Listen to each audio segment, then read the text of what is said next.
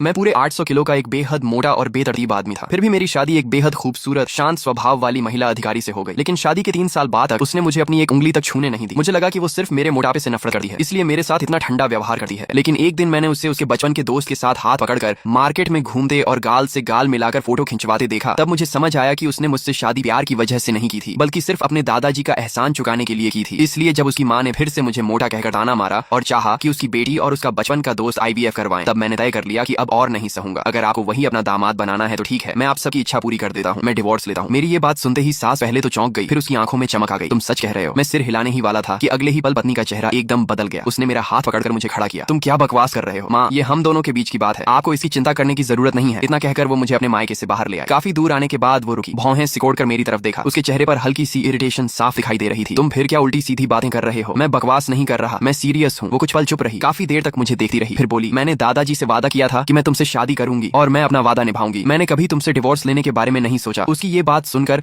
मैं कड़वी हंसी हंस पड़ा। कभी डिवोर्स नहीं सोचा? वो सच में कुछ भी कह सकती है। मुझे अच्छी तरह याद है कि पिछले जन्म में उसी ने मुझसे डिवोर्स मांगा था। बिना किसी वार्निंग के उसने नोटिफिकेशन की तरह डिवोर्स पेपर मेरे सामने रख दिया था। मैंने तुम्हें बहुत सह लिया, तुम्हारे दादाजी का एहसान भी काफी चुका दिया, अब हमारे बीच सब खत्म। पिछले जन्म में मरते दम तक मुझे समझ नहीं आया कि उसने अचानक डिवोर्स क्यों मांगा था, लेकिन इस जन्म में मैं वजह जानना भी नहीं चाहता था। मैंने उससे ज्यादा बहस नहीं की क्योंकि मैंने तारीख गिन ली थी। पिछले जन्म में जिस दिन उसने डिवोर्स मांगा था वो दिन अब ज्यादा दूर नहीं था। इस बार मैं खुशी खुशी उस डिवोर्स पेपर पर साइन कर दूंगा। उसके बाद मैं वेट लॉस करने और रेस्टोरेंट चलाकर पैसे कमाने में लग गया। 600 युएन ये वो कुल खर्च था जो इन सालों में उसने मुझ पर किया था। इसे मैं उसका एहसान मानता था। रेस्टोरेंट अच्छे से चलने लगे और जैसे ही मैं ये 600 युएन कमा लूंगा उसे वापस कर दूंगा, फिर हमारा हिसाब हमेशा के लिए बराबर हो जाएगा। मैं हर दिन इतना बिजी रहता कि पैरों को आराम तक नहीं मिलता। सुबह अंधेरा रहते ही दौड़ लगाता, फिर सीधे सब्जी मार्केट जाकर सामान खरीदा, रेस्टोरेंट लौटे ही सब्जियां धोता और तैयारी करता। ऐसे ही 2 महीने बीत गए और मेरा छोटा रेस्टोरेंट पूरे इलाके में फेमस हो गया। इतनी मेहनत से वेट लॉस भी सिर्फ एक्सरसाइज करने से कहीं ज्यादा तेजी से हुआ। 2 महीने में मेरा पूरे 50 जिन वजन कम हो गया। एक दिन रेस्टोरेंट बंद करके शाम के सूरज के साथ घर लौटा। आज कस्टमर्स बहुत ज्यादा आए थे, सारा सामान जल्दी खत्म हो गया था। मैं पसीने से तर था और पूरा शरीर चिपचिपा हो रहा था। मैं बस जल्दी से नहाना चाहता था, लेकिन जैसे ही मैंने कपड़े उतारे बांस का पर्दा अचानक बाहर से उठ गया। मैं घबरा गया और तुरंत तौलिया लपेट लिया। पीछे मुड़कर देखा तो टाइट ड्रेस पहने पत्नी से मेरी नजरें मिल गईं। मैं इतना घबरा गया कि नजरें हटाना चाहता था, लेकिन मेरी आंखें अपने आप उसी पर टिक गईं। मेरा चेहरा तुरंत गर्म हो गया। उसी समय उसकी आंखें भी फैल गईं और उनमें एक पल के लिए हैरानी और अट्रैक्शन दोनों दिखाई दिए। वो जल्दी से संभली, उसके कान लाल हो गए और वो बाहर चली गई। थोड़ी देर बाद मैं नहाकर बाहर आया, लेकिन बहुत अनकंफर्टेबल महसूस कर रहा था। मैंने आंगन में बैठे उसे देखा। आज इतनी जल्दी कैसे आ गई? ट्रेनिंग जल्दी खत्म हो गई, इतना कहकर वो चुप हो गई और बस मुझे देखती रही। उसकी नजरें बार बार मेरे शरीर पर जा रही थीं। अब मेरे चेहरे की चर्बी काफी कम हो चुकी थी और असली फेशियल फीचर्स साफ दिखाई देने लगे थे। उसने पहली बार महसूस किया कि मैं असल में काफी हैंडसम हूँ। तुम इतने पतले कैसे हो गए? रेस्टोरेंट के काम में इतना बिजी रहा कि पता ही नहीं चला कब वेट कम हो गया। अचानक हम दोनों के बीच अजीब सी खामोशी छा गई। मैंने सिर झुकाकर कहा, मैं नहा चुका हूँ, अब तुम नहा लो। उसके बाथरूम में जाने के बाद मैंने ठंडे पानी से चेहरा धोया ताकि चेहरे की गर्मी कम हो जाए। आज उसने सामान्य से काफी ज्यादा देर तक नहाया। जब तक मैं कमरे में बैठकर रेस्टोरेंट का पूरा हिसाब खत्म कर चुका तब जाकर वो बाहर आई। मैं पैसे गिनने में इतना मग्न था कि मुझे पता ही नहीं चला वो कब मेरे पीछे आकर खड़ी हो गई। तभी मेरे कानों में उसकी हल्की हंसी सुनाई दी। लगता है तुम्हारा रेस्टोरेंट काफी अच्छा चल रहा है। मैं चौंक गया और तुरंत अकाउंट बुक बंद कर दी। हाँ ठीक ठाक है, लेकिन सच तो ये था कि बिजनेस बहुत अच्छा चल रहा था। सिर्फ 2 महीने में कॉस्ट निकालने के बाद और पॉन शॉप से अपना पेंडेंट छुड़ाने के पैसे निकालकर भी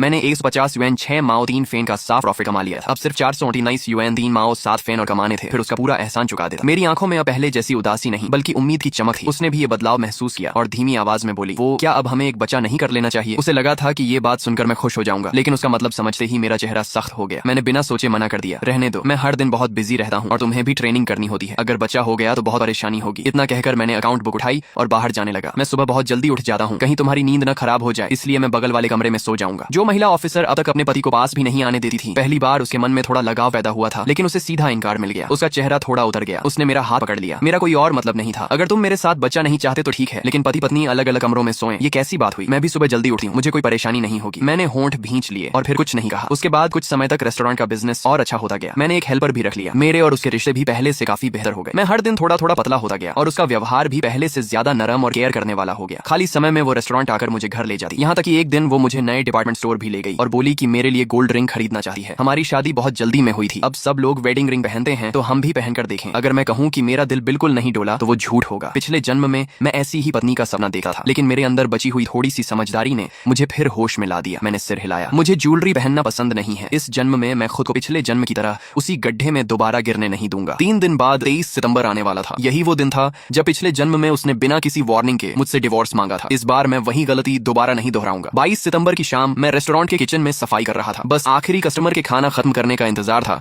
फिर शॉप बंद करने वाला था। तभी वो कस्टमर खाना खाकर उठा, लेकिन 2 कदम चलते ही अचानक बेहोश होकर गिर पड़ा। मैं घबरा गया और तुरंत स्टाफ के साथ मिलकर उसे सबसे नजदीकी हॉस्पिटल पहुंचाया। अच्छी बात यह रही कि कोई बड़ा खतरा नहीं हुआ। जब उसके फैमिली मेंबर्स आ गए और मैंने पूरी बात समझा दी, तब मैं स्टाफ से अलग होकर घर लौटने लगा। लेकिन जैसे ही मुड़ा, वहीं का वहीं रुक गया। मैंने देखा कि मेरी पत्नी का बचपन का दोस्त बिना किसी झिझक के सबके सामने उसे आधा गले लगाए हुए गायनिकोलॉजी डिपार्टमेंट से बाहर निकल रहा था। वो गायनिकोलॉजी डिपार्टमेंट में क्या करने आई थी और उसका बचपन का दोस्त यहाँ क्यों था, पता नहीं क्यों। मैं चुपचाप उनके पीछे चल पड़ा। हॉस्पिटल से बाहर तक उनका पीछा करता रहा। तभी हवा के साथ उस आदमी की आवाज मेरे कानों तक पहुंची, तुम चिंता मत करो, ये बच्चा पैदा होने के बाद उसकी जिम्मेदारी मैं उठाऊंगा। ये सुनते ही मेरा दिमाग पूरी तरह सुन्न हो गया। कानों में सिर्फ भनभनाहट रह गई। अचानक सारी बातें आपस में जुड़ गईं। तभी मुझे एहसास हुआ कि पिछले जन्म में भी लगभग इसी समय उसने मुझसे डिवोर्स मांगा था। जो बात अब समझ नहीं आई थी, आज सब साफ हो गया। पिछले जन्म में उसने डिवोर्स इसलिए मांगा था क्योंकि वो किसी दूसरे आदमी के बच्चे की मां बनने वाली थी और जल्दी से उससे शादी करना चाहती थी। मेरे सीने में दबा हुआ दर्द अचानक फूट पड़ा। मुझे लगा था कि मैंने खुद को इस दिन के लिए तैयार कर लिया है, लेकिन सच सामने आते ही ऐसा लगा जैसे मेरे ऊपर बिजली गिर गई हो। पूरे शरीर का खून जैसे जम गया। मैंने कभी नहीं सोचा था कि उसके जैसे कैरेक्टर वाली इंसान शादी के रहते ऐसा काम कर सकती है। ऐसा लगा जैसे किसी ने मेरे सीने पर जोर से हथौड़ा मार दिया हो। मैं सीधा उनके सामने गया और ठंडे चेहरे से पूछा, तुम्हारी बात का क्या मतलब है? दोनों एकदम चौंक गए। वो आदमी तुरंत उसके सामने आकर खड़ा हो गया और सख्त आवाज में बोला, जो कहना है मुझसे कहो। पत्नी ने भौहें सिकोड़ ली, तुरंत उसका हाथ पकड़ लिया और मुझे देखकर सावधानी से बोली, पहले शांत हो जाओ। उसका सिर्फ इतना सा एक्शन मेरे दिल में सुई की तरह चुभ गया। सचमुच पिछले कुछ समय से जो उसका प्यार और केयर मुझे मिल रहा था, वो सब सिर्फ दिखावा था। जब असली वक्त आया, उसके दिल में हमेशा किसी और की जगह थी। मैंने अभी कुछ किया भी नहीं था और वो पहले से ही मुझसे बचाव करने लगी थी। मैं कुछ कह पाता उससे पहले पीछे से नर्स दौड़ती हुई आई और बोली, पेशेंट के फैमिली मेंबर कौन है? आपकी रिपोर्ट यहीं छूट गई है। उसने मेरी तरफ गहरी नजर से देखा और बोली, मैं थोड़ी देर में लौटकर तुम्हें सब समझाऊंगी। इतना कहकर वो वापस अंदर चली गई। तभी वो आदमी मेरे सामने आया और हल्की मुस्कान के साथ बोला, जीजा जी सॉरी। मैं भौहें सिकोड़कर उसकी बात समझ ही रहा था कि वो अचानक एक कदम पीछे हटा और जोर से चिल्लाया, जीजा जी आपने मुझे क्यों धक्का दिया? अगले ही पल वो सीधा सीढ़ियों से नीचे लुढ़क गया। उसके सिर से बहुत सारा खून बहने लगा। मेरी सांस जैसे रुक गई। तभी अगले ही पल पत्नी की गुस्से से भरी आवाज मेरे कानों में गूंज उठी। वो दौड़कर खून में पड़े गू शुहेंग को उठाने लगी और उसे लेकर हॉस्पिटल के अंदर भाग गई। 2 घंटे बाद इमरजेंसी रूम का दरवाजा खुला। व्हाइट कोट पहने डॉक्टर बाहर आया और लंबी सांस लेकर बोला, जान को कोई खतरा नहीं है, लेकिन दिमाग में ब्लड क्लॉट है, आगे ध्यान से ऑब्जर्वेशन करना होगा। उसी समय अंदर से गू शुहेंग की आवाज भी सुनाई दी। मैं कॉरिडोर में खड़ा था। मेरा चेहरा पूरी तरह सफेद पड़ चुका था। मेरा गला भर आया था। मेरे मन में सिर्फ एक ही बात घूम रही थी, मैंने उसे धक्का नहीं दिया। लेकिन सू मेंग्याओ मेरी एक बात भी सुनने को तैयार नहीं थी। उसकी आंखें बर्फ जैसी ठंडी थी। वो मुझे घूरते हुए बोली, शेन यीफेंग, मुझे लगा था तुम बदल गए हो, लेकिन तुम आज भी वैसे ही हो। अभी शुहेंग जिस इंसान की जिम्मेदारी लेने की बात कर रहा था, वो मैं नहीं थी। उसका काफी समय पहले एक्सीडेंट की वजह से किसी और से बचा हो गया था और आगे उस बच्चे को हम दोनों मिलकर पालने वाले थे। लेकिन तुम्हारा दिल इतना निर्दयी कैसे हो सकता है कि तुमने उसे सीधे सीढ़ियों से धक्का दे दिया? उसके सिर्फ 3 वाक्य मेरे दिल पर हथौड़े की तरह गिरते रहे। मैंने मुठियां कस ली और दांत भींचकर फिर कहा, मैंने कहा ना, मैंने उसे धक्का नहीं दिया। लेकिन चाहे मैं ये बात कितनी भी बार कहता, सू मेंग्याओ की आंखों में सिर्फ ठंडापन और अविश्वास था। तभी नर्स गू शुहेंग को वार्ड से बाहर लेकर आई। सू मेंग्याओ तुरंत उसके पीछे चल दी और उसने मुझे एक नजर तक देखना जरूरी नहीं समझा। उसकी आंखों में जो ठंडापन और फैसला था, वैसा मैंने पहले कभी नहीं देखा था। मैं वहीं जड़ होकर खड़ा रह गया। मेरे दिमाग में बस यही सवाल घूमता रहा कि आखिर मैंने उससे प्यार ही क्यों किया था। घर लौटकर मैं पूरी रात ड्राइंग रूम में चुपचाप बैठा रहा। मेरी आंखों में बिल्कुल नींद नहीं आई। उस दौर में कहीं भी सीसीटीवी नहीं था, इसलिए कोई भी मेरी बेगुनाही साबित नहीं कर सकता था। बाहर पूरी तरह सुबह होने के बाद ही मैं उठा, मुंह धोया और जल्दी जल्दी रेस्टोरेंट के लिए निकल गया। चाहे कुछ भी हो, रेस्टोरेंट तो खोलना ही था। लेकिन मैंने कभी नहीं सोचा था कि उसी दिन गू शुहेंग की मां लोगों को लेकर सीधे मेरे रेस्टोरेंट पर आ धमकेगी और सब कुछ तोड़ फोड़ देगी। वो जमीन पर बैठ गई और जोर जोर से चिल्लाने लगी, ये मोटा आदमी एक मर्डरर है, इसने मेरे बेटे को लगभग मार ही डाला था। ऐसे आदमी के रेस्टोरेंट का खाना खाने की हिम्मत तुम लोगों में कैसे है? अगर इसका मूड खराब हो गया तो पता नहीं कब चाकू उठाकर किसी को मार डाले। उसकी बात सुनते ही सारे कस्टमर्स डर कर भाग गए। उसके बाद कोई भी मेरे रेस्टोरेंट में खाना खाने नहीं आया। जिस रेस्टोरेंट को मैंने दिन रात मेहनत करके खड़ा किया था, वो एक ही रात में ऐसी जगह बन गया जिससे हर कोई दूर भागने लगा। मैंने स्टाफ को सैलरी देकर घर भेज दिया और अकेले ही टूटी फूटी शॉप को साफ किया। फिर थके हुए शरीर को घसीटे हुए घर पहुंचा। सू मेंग्याओ पहले से डाइनिंग टेबल पर बैठी मेरा इंतजार कर रही थी। उसने काफी देर तक ठंडी नजरों से मुझे देखा और फिर पहला वाक्य यही कहा, सब लोग चले गए? फिर उसने शांत आवाज में कहा, पहले तुमने डिवोर्स की बात की थी, अब मैं मान गई हूँ। अपना मैरिज सर्टिफिकेट ले आओ, कल सुबह हम दोनों आर्मी में जाकर डिवोर्स रिपोर्ट जमा करेंगे। इतना कहकर उसने मेरे सामने डिवोर्स एप्लीकेशन रख दी। मेरी सांस हल्की सी रुक गई। उस पेपर पर लिखे बड़े बड़े शब्दों को देखकर भी इस बार मेरे दिल में ज्यादा हलचल नहीं हुई। पिछले जन्म की वही डिवोर्स एप्लीकेशन आखिर इस जन्म में भी मेरे सामने आ ही गई। मैं खुद पर हल्का सा मुस्कुराया, शायद यही होना था। जिस दिन मैं दोबारा जन्म लेकर लौटा था, उसी दिन मैंने उसे छोड़ने का फैसला कर लिया था। काफी देर बाद मैंने शांत होकर सिर हिलाया। ठीक है, मेरी इतनी आसानी से हामी भरने पर सू मेंग्याओ की आंखों में हैरानी की एक झलक दिखाई दी। शायद उसने कभी नहीं सोचा था कि मैं इतनी आसानी से मान जाऊंगा। अगली सुबह हम दोनों तय समय पर आर्मी ऑफिस पहुंचे और डिवोर्स रिपोर्ट जमा कर दी। पिछले जन्म की तरह इस बार कोई मुश्किल नहीं हुई। डिवोर्स सर्टिफिकेट उम्मीद से भी ज्यादा आसानी से बन गया। रजिस्ट्रेशन ऑफिस से बाहर निकलते ही सू मेंग्याओ ने मेरी तरफ देखकर कहा, फैमिली क्वार्टर वाला घर तुम ही रख लो, मैं बाहर शिफ्ट हो जाऊंगी। मैंने हाथ में पिछले जन्म जैसा ही डिवोर्स सर्टिफिकेट पकड़ा हुआ था। मैंने सिर हिलाकर कहा, नहीं, अब मैं वहां नहीं रहूंगा। मैं अब तुम्हारा फैमिली मेंबर नहीं हूँ, इसलिए तुम्हारे घर में रहने का कोई हक भी नहीं है। सू मेंग्याओ ने भौहें सिकोड़कर पूछा, फिर तुम कहाँ जाओगे? मैंने बिना झिझक जवाब दिया, गांव वापस। इतना कहकर मैं भारी कदमों से वहां से चला गया। गू शुहेंग की मां ने रेस्टोरेंट की ऐसी हालत कर दी थी कि उसे चलाना नामुमकिन हो गया था, इसलिए मुझे उसे बंद करना पड़ा। आखिर में मेरी हालत भी पिछले जन्म से ज्यादा अच्छी नहीं निकली। पहले मेरा इरादा बस स्टेशन जाकर गांव की टिकट खरीदने का था, लेकिन जब मैं रेलवे स्टेशन के पास से गुजरा तो अचानक मुझे लू जियान की याद आ गई, जिसने कुछ समय पहले मुझे नर्स सिटी में काम और डेवलपमेंट का मौका दिया था। गांव लौटकर पिछले जन्म की तरह बेकार जिंदगी बिताने से अच्छा था कि मैं एक नई जगह जाकर नई शुरुआत करूं, जहां कोई मुझे जानता तक ना हो। मैं वापस फैमिली क्वार्टर लौटा। लू जियान का कॉन्टैक्ट ध्यान से संभाल कर रख लिया, फिर अकाउंट बुक निकालकर सारे पैसे गिने। रेस्टोरेंट से मैंने कुल 670 युएन, 8 माओ 6 फेन कमाए थे। इनमें से 600 युएन सू मंग्याओ को लौटाने के लिए काफी थे और बचे हुए करीब 70 युएन से मैं नर्स सिटी की ट्रेन टिकट खरीद सका था। अब मेरा वेट पहले से काफी कम हो चुका था, इसलिए सामान बांधते समय मैं सिर्फ वही कपड़े साथ ले गया जो अब मुझे फिट आते थे। बाकी सारे कपड़े बांधकर स्क्रैप में बेच दिए, जिससे 10 युएन और मिल गए। आखिर में मेरा सामान इतना कम बचा कि एक ही बैग में सब आ गया। बैग उठाकर जब मैं कमरे से बाहर निकला तो आखिरी बार पूरे आंगन को देखा। पिछले जन्म में मैं सोचता था कि यही मेरा हमेशा का घर होगा। डिवोर्स के बाद भी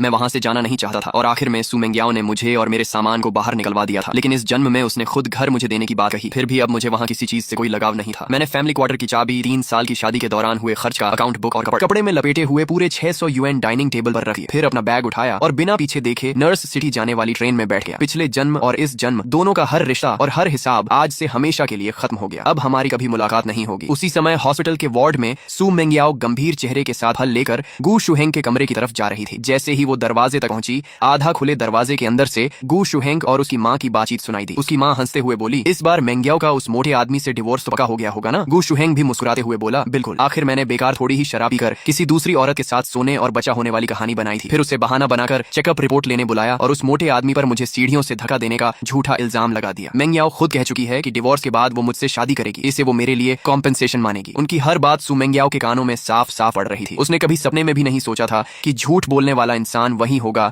जिसके साथ वो बचपन से बड़ी हुई थी। गुस्से में उसने दरवाजा जोर से खोल दिया। उसके चेहरे पर आग बरस रही थी। सिर्फ मुझे धोखा देने के लिए तुम लोगों ने एक इंसान की जिंदगी को दांव पर लगा दिया। उसके दिल का गुस्सा फट पड़ा। उसका मन कर रहा था कि वही उन माँ बेटे को खत्म कर दे, लेकिन तभी उसकी जेब में रखा डिवोर्स सर्टिफिकेट जलते लोहे की तरह उसके सीने को चुभने लगा। सू मेंग्याओ का पूरा शरीर कांप उठा और उसकी आंखें तुरंत लाल हो गईं। तो सच में उसने मुझ पर झूठा इल्जाम लगाया था। तभी उसे मेरी वो बात याद आई कि मैं गांव लौट रहा हूँ। नहीं, उसे जाने नहीं देना चाहिए। उसने फल वहीं फेंके और बिना पीछे देखे हॉस्पिटल से भागती हुई घर पहुंची। लेकिन जैसे ही उसने दरवाजा खोला, पूरा घर खामोश था। मेरी हर चीज वहां से गायब हो चुकी थी। टेबल पर सिर्फ घर की चाबी, कपड़े में बंधे पैसे और एक अकाउंट बुक रखा था। कांपते हाथों से उसने अकाउंट बुक खोला। उसमें शादी के 3 सालों के दौरान उसने मुझ पर खर्च किए गए हर एक युएन का हिसाब लिखा था। आखिर में मेरी लिखी हुई एक लाइन थी, सू मेंग्याओ, पूरे 600 युएन, एक भी फेन कम नहीं, तुम्हें लौटा रहा हूँ। आज से हमारा कोई लेना देना नहीं रहा। वो भागकर रेस्टोरेंट पहुंची, लेकिन रेस्टोरेंट पहले ही बंद हो चुका था। उसे लगा मैं गांव लौट गया हूँ, इसलिए वो उसी रात गांव भी पहुंच गई। लेकिन वहां भी मैं नहीं था। किसी को नहीं पता था कि मैं कहाँ गया हूँ। सू मेंग्याओ ने मुझे बहुत लंबे समय तक ढूंढा, लेकिन उसे मेरी कोई खबर कभी नहीं मिली। साल 1988 में नर्स सिटी का यूएमिंग रेस्टोरेंट में इस बार सू मेंग्याओ ट्रेनिंग एक्सचेंज के लिए नर्स सिटी आई थी। काम खत्म होने के बाद उसकी महिला साथी वेनजंग जिद करके उसे यहाँ लाई और बोली, मेंग्याओ, इस रेस्टोरेंट का मालिक सिर्फ खाना ही नहीं बल्कि लुक्स और पर्सनैलिटी में भी किसी फिल्म स्टार से कम नहीं है। यकीन मानो, यहाँ आकर तुम्हें बिल्कुल पछतावा नहीं होगा। आखिरकार सू मेंग्याओ उसकी बात मानकर यूनकाई यूएमिंग रेस्टोरेंट आ गई। एक एक करके सारे डिशेस प्राइवेट रूम में आने लगे। वेनजंग तो बड़े मजे से खाने लगी, लेकिन सू मेंग्याओ ने बस यूं ही एक और खाया। अगले ही पल उसकी आंखें फैल गईं। उसे इन व्यंजनों में एक बेहद जाना पहचाना स्वाद महसूस हुआ। उसके मन में अचानक एक शक पैदा हुआ। उसने तुरंत चॉपस्टिक्स नीचे रखी और कहा, क्या मैं आपके बॉस से मिल सकती हूँ? वेटर के बाहर जाते ही वेनजंग मुस्कुराकर उसे छेड़ते हुए बोली, अरे मेंग्याओ, आखिर तुम्हारे दिल में भी किसी के लिए जगह बन ही गई। लेकिन सू मेंग्याओ ने उसकी बात पर ध्यान नहीं दिया। उसकी नजर लगातार दरवाजे पर टिकी रही। कुछ ही देर बाद दरवाजा खुला और अंदर एक लंबा, स्मार्ट और बेहद हैंडसम आदमी आया। सू मेंग्याओ तुरंत खड़ी हो गई। वो सामने खड़े आदमी को अवाक होकर देखने लगी। उसकी आंखों में सिर्फ हैरानी थी। उधर मैंने भी उसे देखते ही हल्की सी हैरानी महसूस की। इतने साल बाद अपनी एक्स वाइफ से फिर मुलाकात होगी, मैंने कभी नहीं सोचा था। लेकिन अब बहुत समय बीत चुका था। पुरानी बातों में उलझे रहने का कोई मतलब नहीं था। मैं कुछ पल चुप रहा, फिर अंदर जाकर मुस्कुराते हुए बोला, बहुत समय बाद मिले सू मेंग्याओ। सू मेंग्याओ सामने खड़े पहले से कहीं ज्यादा हैंडसम हो चुके मुझे जटिल भावों से देखती रही। वह 5 साल तक मुझे ढूंढती रही थी, लेकिन कभी नहीं सोचा था कि मुलाकात यहाँ होगी। उसने गहरी सांस लेकर कहा, बहुत समय बाद। वेनजंग को भी हैरानी हुई कि सू मेंग्याओ रेस्टोरेंट के मालिक को पहले से जानती है। वह हंसते हुए बोली, अच्छा, तो इसलिए तुम बॉस से मिलने की जिद कर रही थी। लगता है खाने का स्वाद पहचान गई थी। उसकी बात सुनकर मुझे भी सब समझ आ गया। मैं मन ही मन मुस्कुरा दिया। तो बात ये थी, इतने साल बाद भी वह मुझे नहीं भूली थी। मुझे थोड़ा अजीब लगा। शायद इंसान हमेशा उसी को याद रखता है जिसे वह खो देता है। इन सालों में बिजनेस करते करते मैं पहले जैसा भावुक नहीं रहा था। अब मैं अपनी फीलिंग्स चेहरे पर नहीं आने देता था। मैं मुस्कुराकर बोला, आज सच में बड़ा संयोग है। आज का पूरा बिल मेरी तरफ से। अगर और कुछ खाना हो तो वेटर से कह देना। मुझे अभी थोड़ा काम है, मैं चलता हूँ। वेनजंग कुछ कहने ही वाली थी कि सू मेंग्याओ ने पहले ही पूछ लिया, क्या आज काम खत्म होने के बाद थोड़ी देर बात कर सकते हैं? वेनजंग ने भौहें उठाकर सू मेंग्याओ की तरफ देखा। उसे लगा कहीं मेंग्याओ को रेस्टोरेंट के बॉस से प्यार तो नहीं हो गया। उसे पहले से पता था कि सू मेंग्याओ का डिवोर्स हो चुका है और उसके बाद उसने दोबारा शादी से हमेशा इनकार कर दिया था। हर बार जब भी उसे किसी मैच मेकिंग प्रोग्राम में ले जाने की कोशिश होती, वह मना कर देती थी। अब जाकर वेनजंग को वजह समझ आई। सू मेंग्याओ उसकी नजरों का मतलब समझ रही थी। अगर पहले की बात होती तो वह उसे तुरंत कोहनी मार देती, लेकिन इस समय मेरे अलावा उसके लिए कुछ भी ज्यादा जरूरी नहीं था। उसकी बात सुनकर मैंने मन ही मन ठंडी हंसी हंसी। अब हमारे बीच बात करने लायक बचा ही क्या था, लेकिन मेरे चेहरे पर कुछ नहीं आया। मैं पहले की तरह शांत रहा और बोला, शायद आज नहीं हो पाएगा, घर पर थोड़ा जरूरी काम है। उसी समय रेस्टोरेंट का मैनेजर जल्दी से मेरे पास आया और धीरे से बोला, बॉस, टेबल नंबर 58 पर एक कस्टमर। उसकी बात सुनकर मैंने भौहें सिकोड़ ली। मैंने सू मेंग्याओ और वेनजंग को इशारे से माफी मांगी और वहां से चला गया। मेरे जाते ही वेनजंग मुस्कुराकर बोली, अब समझ आया कि तुम मैच मेकिंग में क्यों नहीं जाती थी। दिल में पहले से कोई था। वैसे भी बॉस जैसा आदमी हो तो किसी और को कौन पसंद करेगा। इतनी अच्छी बॉडी और इतना हैंडसम चेहरा, आराम से टीवी स्टार बन सकता है। सू मेंग्याओ ने उसकी तरफ देखा और शांत आवाज में कहा, वह मेरा एक्स हस्बैंड है। वेनजंग की आंखें फैल गईं। क्या वह तुम्हारा एक्स हस्बैंड कैसे हो सकता है? तुम्हारा एक्स हस्बैंड तो बहुत मोटा था ना? सू मेंग्याओ ने आंखें सिकोड़ कर पूछा, तुम्हें मेरे एक्स हस्बैंड के बारे में कैसे पता? असल में वेनजंग मेरे जाने के 1 साल बाद दूसरे यूनिट से हमारे ऑफिस में आई थी। नियम के हिसाब से उसे मेरे बारे में कुछ भी पता नहीं होना चाहिए था। वेनजंग तुरंत चुप हो गई। उसे समझ आ गया कि उससे गलती हो गई है। वह झेंपते हुए बोली, बस लोगों को बातें करते सुना था। सू मेंग्याओ ने पूछा, कौन लोग? वेनजंग समझ गई कि अब बात छिप नहीं सकती, इसलिए सच बता दिया। कुछ साल पहले जब हम कैपिटल हॉस्पिटल गए थे तब मैंने कुछ नर्सेस को बातें करते सुना था, इसी वजह से मुझे पता चला। यह सुनते ही सू मेंग्याओ की भौहें और सिकुड़ गईं। कैपिटल हॉस्पिटल का नाम सुनते ही उसके मन में अनगिनत सवाल उठने लगे। क्या फिर से गू शुहेंग कोई चाल चल रहा था या सिर्फ नर्सेस की गॉसिप थी? उसने गंभीर होकर पूछा, अच्छी तरह सोचो, क्या उन नर्सेस में कोई गू शुहेंग नाम का भी था? एक बार सांप के काटने के बाद इंसान रस्सी से भी डर जाता है। गू शुहेंग की चालें आज तक उसके मन में बसी हुई थी। अगर उसकी वजह से गलतफहमी न हुई होती तो हम दोनों 5 साल तक अलग नहीं रहते। ये सोचते ही उसका चेहरा और भारी हो गया। वेनजंग ने उसे इतना गंभीर देखा तो ध्यान से याद करने लगी। वह बोली, मुझे याद है जब हम मिशन से लौटे थे तो कुछ युवा नर्सेस तुम्हें देखकर बात कर रही थी कि तुम्हारा कोई बॉयफ्रेंड है या नहीं। तभी एक मेल नर्स ने कहा कि तुम्हारा डिवोर्स हो चुका है।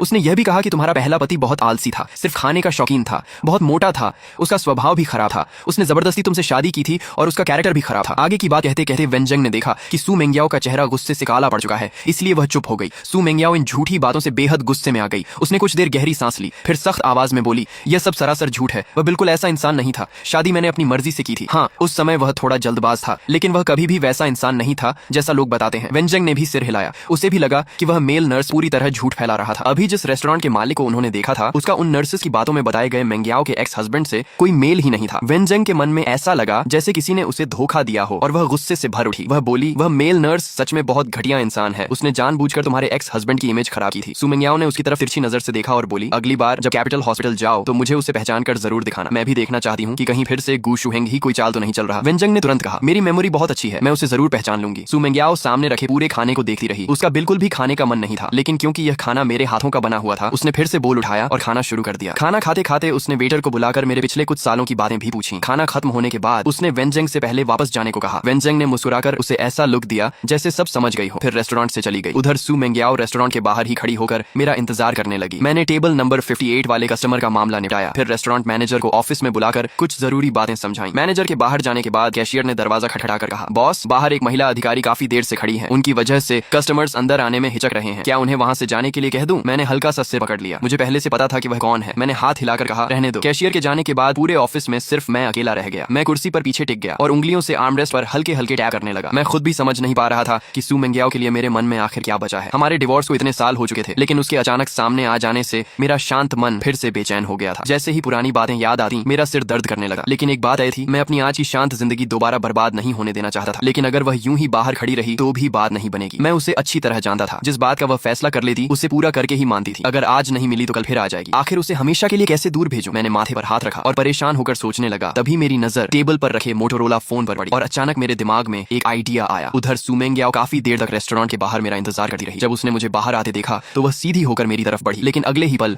उसके कदम रुक गए। उसकी आंखें सामने ही जम गईं और उसकी मुट्ठियां कस गईं। उसने देखा कि मैं मुस्कुराते हुए एक बेहद खूबसूरत और शांत स्वभाव वाली युवा लड़की की तरफ बढ़ा। मैंने हंसते हुए उसका हाथ पकड़ लिया और प्यार से कहा, टैंग टैंग, तुम बिल्कुल टाइम पर आई हो, बताओ आज कहाँ घूमने चलें? वह लड़की भी मुस्कुराकर मेरे हाथ से बैग लेते हुए बोली, चलो मैं तुम्हें नर्स सिटी के नए मॉल में घुमाती हूँ। सू मेंग्याओ वहीं खड़ी हमें हंसते बात करते दूर जाते हुए देखती रह गई। उसके मुंह में कड़वाहट भर गई। उसने मन ही मन सोचा तो अब उसकी जिंदगी में कोई और आ चुकी है। उसकी आंखों की चमक बुझ गई और वह उदास होकर वहां से चली गई। लेकिन उसे क्या पता था कि उसके जाते ही रेस्टोरेंट के कैशियर ने तुरंत काउंटर पर रखे लैंडलाइन से मुझे फोन किया और बोला, बॉस वह चली गई। ये सुनते ही मैंने राहत की सांस ली और तुरंत उस लड़की का हाथ छोड़ दिया। मैंने कहा, ठीक है समझ गया, तुम अपना काम करो। फोन रखते ही लड़की ने नाराज होकर मेरी तरफ देखा और बोली, पता है तुम्हारी इस हरकत को क्या कहते हैं? काम निकलते ही पहचानना बंद कर देना। मैंने उसकी तरफ देखा, मोटोरोला पॉकेट में रखा और मुस्कुरा कर कहा, कैसी बातें कर रही हो? मैंने तो तुम्हें शुरू से ही एक ड्रामा करने के लिए बुलाया था। वह लड़की लू जीवन की भतीजी लू टंगटांग थी। कुछ समय पहले ही वह विदेश से वापस आई थी। लू जीवन ने मुझसे कहा था कि कुछ दिनों तक उसका ख्याल रखूं। लू टंगटांग ने मुस्कुराना बंद किया, भौहें उठाई और बोली, तो वह औरत तुम्हारी एक्स वाइफ थी? मुझे तो वह कुछ खास नहीं लगी। मैंने मुस्कुराकर कहा, ठीक है, आज मेरी हेल्प करने के लिए थैंक्स। अगली बार मैं तुम्हें खाना खिलाऊंगा। अब मुझे थोड़ा काम है, मैं चलता हूँ। इतना कहकर मैं मुड़ने लगा, लेकिन लू टंगटांग मुस्कुराते हुए फिर मेरे पास आ गई और उम्मीद भरी नजरों से बोली, तो क्या मैं कभी तुम्हारे हाथ का बनाया खाना खा सकती हूँ? मैंने बिना सोचे कहा, बिल्कुल। वह तुरंत खुश होकर बोली, तो अभी? मैं एक पल के लिए रुक गया और बेबस होकर उसकी तरफ देखने लगा। मेरा चेहरा देखकर वह जल्दी से बोली, ठीक है, तो कल मैं बिल्कुल फ्री हूँ। मैंने सिर हिलाया, ठीक है, कल यूनकाई यूएमिंग रेस्टोरेंट में मिलते हैं। लू टंगटांग की आंखों में हल्की सी निराशा झलक गई। उसे लगा था कि मैं उसे अपने घर बुलाऊंगा, लेकिन उसने ज्यादा जिद नहीं की। उसे डर था कि कहीं मैं मना न कर दूं, इसलिए उसने मुस्कुराकर हाथ हिलाया और बोली, ठीक है, कल मिलते हैं, बाय। उससे विदा लेकर मैं नर्स सिटी वाले अपने घर लौट आया। इन सालों में मैंने नर्स सिटी में 10 से ज्यादा ब्रांचेस खोल ली थी। बेशक इसमें लू जीवान ने मेरी काफी मदद की थी। अब मैंने अच्छी खासी प्रॉपर्टी बना ली थी और यहाँ एक घर खरीदना मेरे लिए कोई मुश्किल बात नहीं थी। नहाकर मैं सोफा पर बैठ गया और फोन खोलकर वर्क मैसेजेस देखने लगा। तभी मेरी नजर एक नए मैसेज पर पड़ी और मेरी भौहें सिकुड़ गईं। मैसेज में लिखा था, बॉस शेन, क्या कल शाम आप ग्वांगयू बिल्डिंग की टॉप फ्लोर पर बने रिवॉल्विंग रेस्टोरेंट में मेरे साथ डिनर करने का सम्मान देंगे? आपकी महिला बिजनेस पार्टनर जंग लाओ।